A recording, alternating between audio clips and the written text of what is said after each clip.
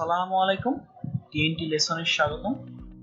আজকে আমরা দেখব অর্ডিনারি ডিফারেনশিয়াল ইকুয়েশন কিভাবে সলভ করা যাবে ম্যাটল্যাবে। তো প্রসেসটা একটু জটিল, মানে কয়েকটা স্টেপ বেশি। তো ফার্স্টে যেটা করতে হবে যে এডিটরে দুইটা লাইন লিখতে হবে সবার আগে ফাংশনটা ডিফাইন করে দিব। ফাংশন লিখলাম, দেন dy/dt, এটা ইচ্ছা মতো লিখলো, বাট এই নামটা মানে ফাংশন যেটা আমি ইনপুট করব এই দুইটা নাম সেম হতে হবে। দেন ODE ফান, এই নামটা আমার ইচ্ছা মতোই, যে নামে অ্যাকচুয়ালি আমি ফাইলটা সেভ করব এডিটরে, এটা হচ্ছে অ্যাকচুয়ালি সেটা। দেন t আর y আমার ভ্যারিয়েবল, এজন্য t and y লিখছি। দেন এটা তো আমি ফাংশন লিখলাম।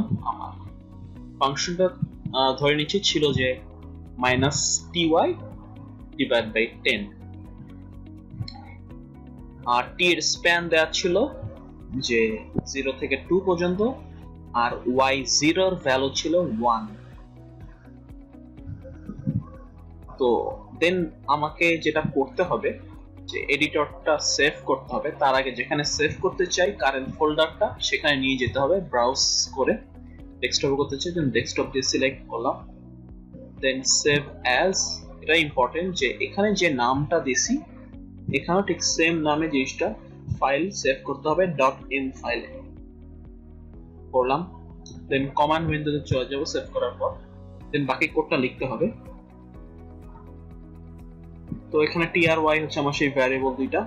দেন ODE 45, এটা হচ্ছে built in function differential equation solve করার জন্য। দেন ODE ফান, যে ফাংশনটা ক্রিয়েট করছিলাম এডিটর ফাইল, ওটা কল করছি। দেন আমার লিমিটটা ছিল 0 থেকে 10 পর্যন্ত, t এর যে ইন্টারভালটা সেটা লিখছি। দেন y0 এর ভ্যালু ছিল 10, দেন আমি 10 লিখছি। দেন আমি প্লট করতে যাচ্ছি যে y ভার্সেস t, তার মানে y অ্যাক্সিসে থাকবে y, x অ্যাক্সিসে থাকবে t। দেন লেভেল করলাম, গ্রেড দিলাম, দেন যদি এন্টার দেই তাহলে কিন্তু আমি যে গ্রাফ সহ আমার ক্যালকুলেশন বের হয়ে যাবে। এটা হচ্ছে আমার সেই y এর যে ইকুয়েশন, ডিফারেনশিয়াল ইকুয়েশন সলভ করে যেটা পাবো সেটার গ্রাফ। তো আজকে এই পর্যন্তই, ধন্যবাদ সবাইকে।